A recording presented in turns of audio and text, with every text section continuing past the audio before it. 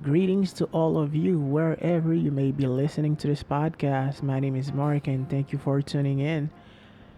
Welcome back to this channel's very first episode on YouTube. A lot of you had requested that we use YouTube to extend our reach because it is still by far the most popular platform on the internet. So we decided to give it a shot and to see how things work out. It is indeed my pleasure to be speaking to you today.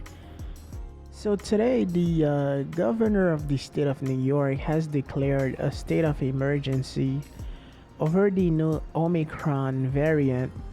So, for those of you that are unaware, Omicron is a so called variant of the coronavirus. It is alleged that it has originated from South Africa. However, the South Africans have refuted these claims, stating that these variants may have came from, I believe they mentioned Europe or somewhere else. So it is not exactly quite clear where it really came from, since as of now we don't have enough scientific evidence to pinpoint where the strands of this virus may have originated. So once again, the governor of New York, there's a new governor. I'm not sure what her name was. The previous outgoing governor was Governor Cuomo. I believe he resigned over some sexual misconduct allegation. And now this new governor has already declared a state of emergency based on the belief that Omicron is already here in the United States of America. So I can almost guarantee you that it is almost certain that we are going back into another lockdown. They will probably start with a 2 weeks lockdown and then extended furthermore, because that was exactly how it was done last time. They began with the 2 weeks lockdown and then they kept on extending it. So to all of you listening, right now is probably the best time to go out to get food and water and to get prepared. You don't want to wait till the very last minute to get these things done. It would probably be best that you guys get ahead of the curve and start going out now into the grocery stores, into the pharmacies. Call up your folks, your parents, grandma, grandpa. Call your doctor and ask them, hey, can I get extra medication for the next 2 months or so? And believe you me, there's no telling as to how long these lockdowns will last this time around. Because again, I can remember that the first time it happened, it was only for 2 weeks and then it got extended into, I believe, 2 more weeks. And then it kept going and going and going. So I believe that we are headed in the same direction. So are you guys prepared? So now we are getting worried that the country of Israel is shutting down their country in its entirety, not allowing entry to any foreigners at this moment. So as aforementioned, the Israeli government has stated that they are only shutting down the country for 2 weeks. But God knows how long it is gonna take them to get that whole situation under control. So if any of you are from Israel, this might be a very good time to check on your family members, your parents, and your friends also, just to make sure that everybody's okay. And if you are in Israel right now, do let us know in the comments down below how you guys are doing over there. I would really like to know. And also in an article that came out today, we received word that we're having a shortage of Christmas trees. A lot of people that are trying to get Christmas trees early based on what had happened last year. So for those of you that don't remember, last year, it was the same exact story. We're told that the virus had created havoc on the supply chain. Because of that, we were unable to get certain items. And one of them was the Christmas trees that I mentioned earlier. So here we are again, back at it, at the very same spot that we were last year, unable to get the items that we truly need for miscellaneous purposes. So for those of you that don't know, we are having massive backlog on the West Coast A lot of these ships that came in from all over the world, including China, they are just sitting at the ports, and the goods and merchandises that came on these ships are just rotting away. And the excuse given was that not enough workers were willing to show up for work. And most people are saying that the story doesn't add up, the excuses do not add up, it's all made up. They are not telling us the truth, nobody knows what's really going on there. And as a result of that, their story and their excuse kind of changed. They used the old inflation blame to justify the backlog. So, and again, people came out to refute and to disprove these stories, because a lot of these shoremen, believe it or not, they're actually making six figures working on these docks. So the story doesn't add up. It doesn't sound true. I mean, they are definitely hiding something and they are not telling us what it is. So as a result of that, Governor DeSantis from Florida proposed to these shipping giants that instead of using the ports in California, that they divert their merchandise into the state of Florida in hopes to alleviate the problem and to get things going as they were before. But his offer was not received. It was actually turned down. So, and again, that also created more outrage in in these communities. So I'll be sure to keep you guys updated as more information becomes available to us, as we know that this is a very important matter that is affecting a lot of communities at this time. So you guys do let us know in the comments down below, how has these shortages affected you and your family members? And what are you guys doing to overcome any challenges that have risen or may arise in the future? So in other news, we have Candace Owens' tweet that kind of went semi-viral on different networks, and so she tweeted the following. Let me read it for you, and I quote: "Experts told you if you complied with lockdowns, censorship, masks, and vaccinations, life would return to normal. Conspiracy theorists told you that COVID was never going to end, and governments would use it to usher in a totalitarian NWO. Who do you believe now?" So it seems that what she was trying to convey in that message is that on one side you had people telling you, hey, if you do all the right things, that hey, this was going to end, and on the other side you had conspiracy theorists telling you that hey, do not comply because this will never end. So, and here we are now with a different strand of the C word. So I try to refrain myself from using it too much on this platform. So it appears as if a lot of people have used that tweet to further their own political agenda.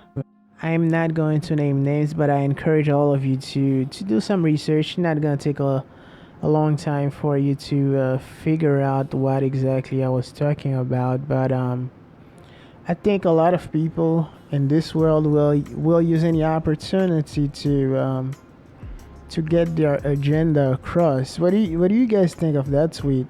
So in my mind, there was no political agenda behind this, and that's solely my opinion. It is okay to disagree.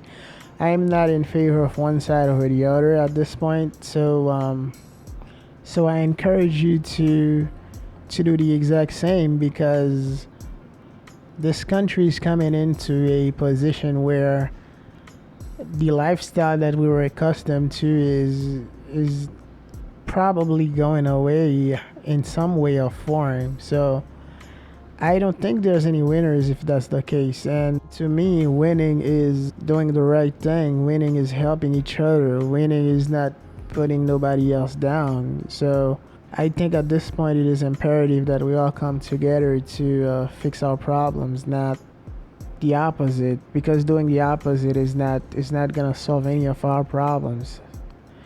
So what do you guys think? Share your thoughts and let me know. And also, guys, we are getting word that Best Buy is the retail giant that sells electronics, laptops, computers, and so on. Um, Best Buy has been getting really hit as of lately. They have taken a 17% haircut on their stock price as of recently. And the reason for that has been the massive looting that has been happening all over the country. So initially, these lootings were mostly in the San Francisco area, I believe.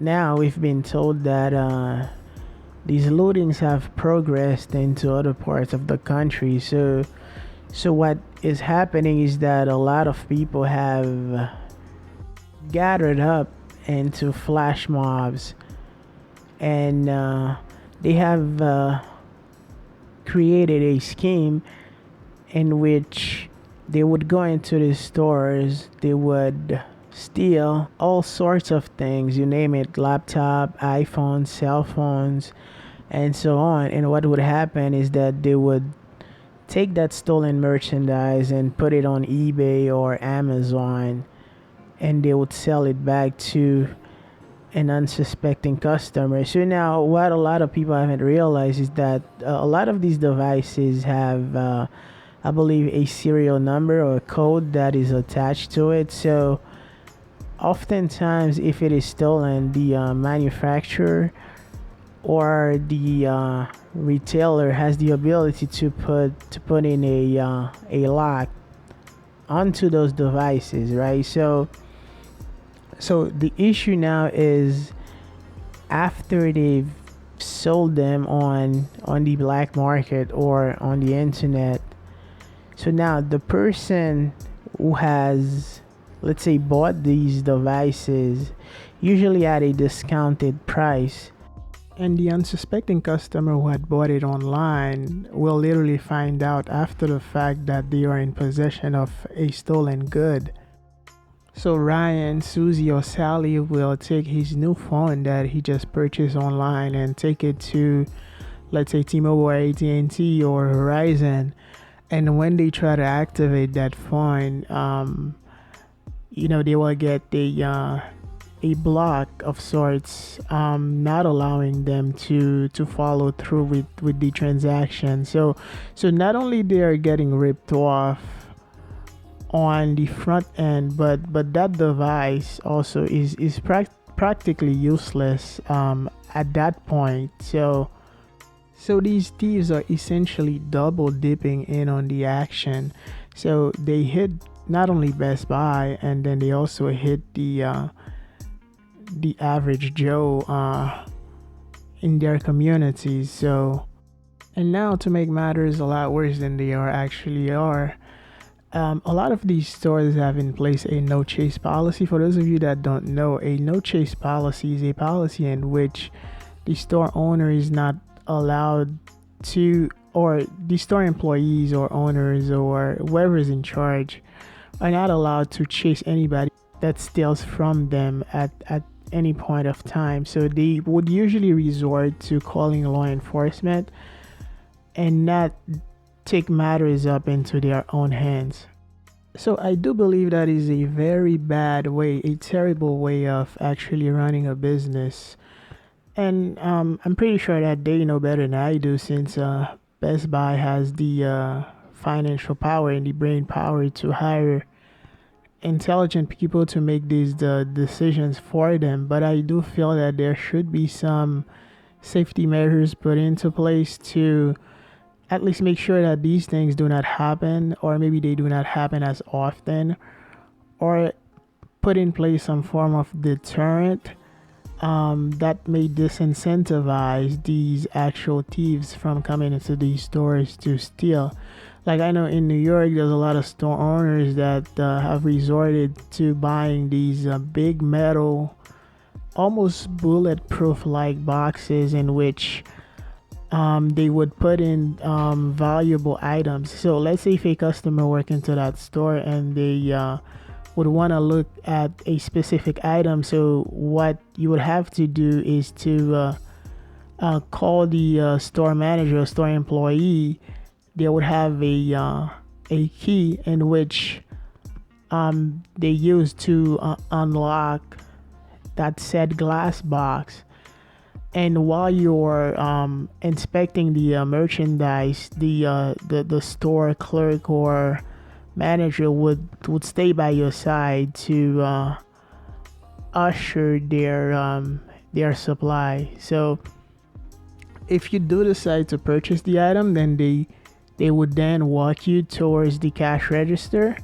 And if you choose not to purchase the items, they will take it back from you and put it back into that box, that safe, that storage place in which it came from. So um, again, I think that may seem like a small step, but I think it is the right step. Again, those people have the brain power and the financial power at their disposal to find intelligent individuals who can help them implement the right strategies for the longevity of their business. So, just my 2 cents. What do you guys think? And also, guys, think of the economy as a spider web that is interconnected. So what I mean by that is that when you steal from, let's say, these guys, when they went out and they stole from Best Buy, so in their mind it might seem like they are only stealing from Best Buy, but this is not actually what it is. So these companies, they sell their product or services and in turn make a profit and use that money to pay their employees, to pay unemployment insurance, to pay taxes, and so on. And when these employees get paid, they use that money to buy goods and services, like for example, pay for a daycare, take a cab, take an Uber, go out to eat at a restaurant, go out to get groceries, and so on. So when you choose, or when an individual chooses to do these heinous acts, you're not only hurting the big guys, but in the process, you are also hurting the small guy that is working for peanuts. And that in itself will have a chain reaction and a snowball effect into these communities, and also the communities that those people support. So I do believe that something needs to be done, and it needs to be done quickly, because nobody's winning from all of this, and this is a very bad look for these communities and our country. So now, in addition to Best Buy, a lot of people in Minneapolis also got in on the action. On Black Friday, they've not only hit Best Buy, but they've also hit Home Depot, Nordstrom, and Louis Vuitton. So three stores that have gotten hit the hardest. So it's Best Buy, Home Depot. So four stores rather. It's Nordstrom, Home Depot, Louis Vuitton, and Best Buy. Not even that old, but in my day, I've never heard of anybody stealing from Home Depot, really. So where do you steal from Home Depot? I don't know, guys. Would you guys enlighten me in the comment section? I'm not trying to make light of this, but it's just a way to say that the amount of desperation based on the economic crisis that we are currently going through at this very moment in our history. It shows that people are very desperate at the moment. So now this article states that, and I quote, "The thieves made off with hammers, sledgehammers, crowbars, and other tools. After grabbing the items, they ran out of the store and got into a getaway car parked outside." So it is basically organized crime. So again, crime is on the rise all over the country right now. So I think this is a great time for you guys to stay safe and to put in safety measures in your home, in your office, in your surroundings, basically, just to make sure that you and your loved ones are okay. And also in other news, we're getting word that again inflation has gone up an additional 2% as of recently. So now the total numbers that we're getting for inflation is a whopping 7% total. And by the way, that is up from the 5% estimate that we got from the Federal Reserve CPI index. So apparently, a lot of economists have came out to criticize the government's methodology in which they evaluate how inflation rises across the board. So I believe it was Peter Schiff who came out and said that these numbers were totally inaccurate for the sole fact that they use the substitution method. And for those of you that don't know, the substitution method is a method by which it is assumed that the average consumer, in the event that prices would go up, the average consumer would use an alternative product that is cheaper as opposed to not consume the product that they intended on buying in the first place. So a lot of analysts are saying that is absolutely preposterous. Again, I'm not a financial analyst. I am not saying whether it's right or wrong, but I'm just pointing out to you what has been said. So their rebuttal or their antithesis to that is that usually manufacturers or producers would use methods like shrinkflation. So shrinkflation is the method by which they will sell you the exact same product at the exact same price. However, the quantity that you get is a lot less than you would have gotten under normal circumstances. So let's say you go to the store and try to get a bottle of soda or something. So you'd still get that soda brand that you're trying to buy, but instead of a 2 liter, it would be a 1.81 liter, or so really much less of the original product than you were accustomed to. Or a second method, second trick that these manufacturers use is that they use added products into these goods. For example, let's say if you were to go to a store to get, let's say, a carton of milk. So instead of reducing the size of the actual carton of milk, they would add additives to it, like emulsifiers and corn syrups and so on.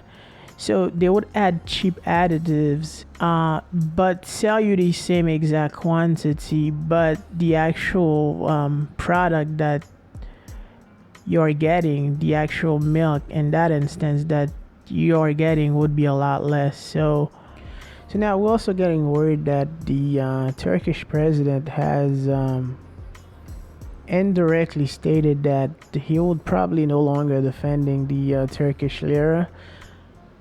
The Turkish lira, for those of you that don't know, that is the currency of the country of Turkey. So what they are planning on doing now to protect, so quick historical background: the Turkish lira has been devaluing from the US dollar for quite some time now. I believe that a lot of it began a few years ago with the trade sanctions imposed on Turkey, where they were not allowed to import as much, I believe, steel or other construction materials as they were allowed to before. So I think that move was done in the interest of our national security, as they've stated. So I'm not entirely sure that these threats were justified or unjustified. Again, that is not my place in this world. But going back a few years ago, I think Turkey had made the decision to acquire the S-400 air defense system from Russia. And I don't think we, the Americans, were too happy about that move. So I think because of that, um, measures were put into place to safeguard the integrity of the Patriot system, as we were told. So, and since then, it's been a hell of a ride for Turkey, not in a good way. So now the government has decided that now they will be investing in the proper infrastructure to bring jobs back and to also create more jobs. So because a lot of jobs and currency had left the Turkish banks, so now they are trying to recoup, or at least to make up for the losses. So President Erdogan has decided to invest again in the proper infrastructure to bring the Turkish economy on the right track. So now my take is that I do feel that Turkey is well positioned geographically in this world, unlike a lot of countries, because they are exactly at the center of Europe and Asia. So as you all know, the European economy has been growing at a steady rate, and also many countries in Asia have seen a sharp rise in economic activity as of lately. So and the euro has been a fairly stable currency. I think the euro is one of the most stable currencies in the world, next to I believe the US dollar, of course, and the euro is the most traded. The euro USD is the most traded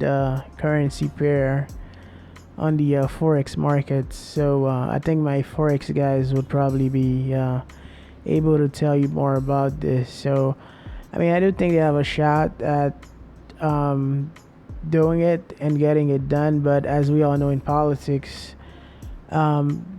saying things and getting things done is usually two different things. So I mean, we do wish them well. We do wish them well, and I hope that they find some success in what they are trying to achieve. So, and last but not least, guys, on Friday we've seen a massive drop in the stock market. I believe the Dow Jones, the S&P,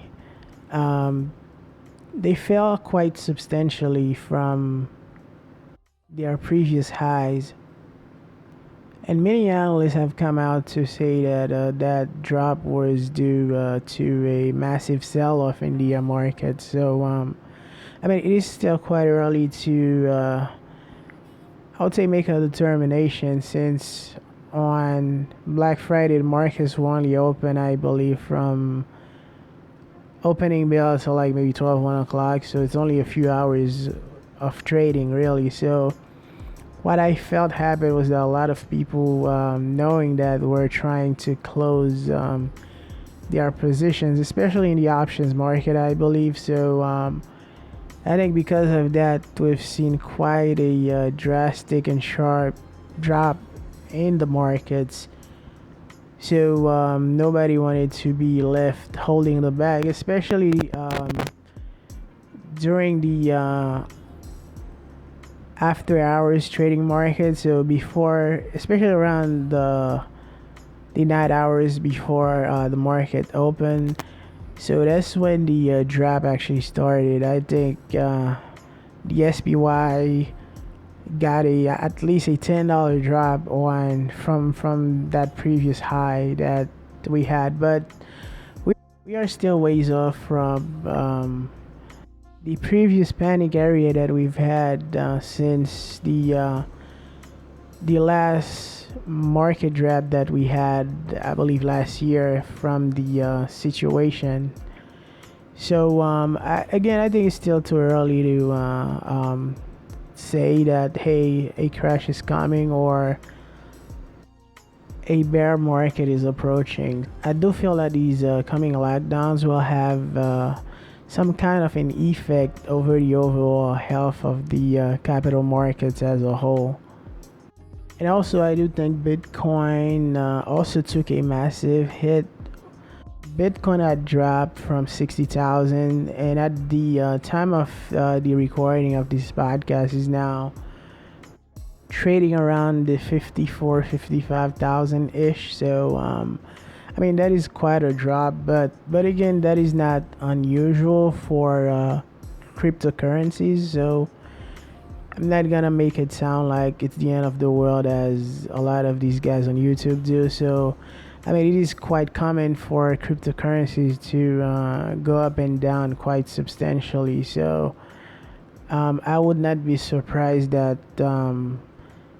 this is setting up for rebound. So again, I'm not an expert, so this is not financial advice of any kind. But what I'm saying it is that I think it is still too early to call it a pre-crash. So if you guys are holding Bitcoin, so please let me know, what do you guys think is happening? Do you think Bitcoin is going to 100,000? Or do you guys think that Bitcoin is going to crash? Let me know. I mean, it's quite funny that I believe last week, I think regulators came out uh, stating that there should be some government regulation on Bitcoin. So, and again, guys, it is not the first time that this has happened. So that was before the rally to up to the 60,000 area. So, but this time around it was slightly different because I think Chairman Powell, and I'm paraphrasing here, I think he said that Bitcoin was getting too big for banks not to have it part of their portfolio, basically. So again, this is not financial advice. I'm not saying that I'm for or against. I just stating what happened as I remember it. So I know a lot of you guys are very sensitive about your cryptocurrency. So actually, do leave us a comment down below. What cryptocurrency are you guys buying? What is the next Bitcoin? Because now it's at 60,000, and I think that most people are not able to afford that one single coin at $60,000 or less or so. So what is the next Bitcoin? What is the next Ethereum? Let us know in the comments. Are you guys making any money buying and selling crypto? And if yes, which one? So let us know your experience. And also, what stocks are you guys looking at? Leave us a comment in the comment section. I would like to know.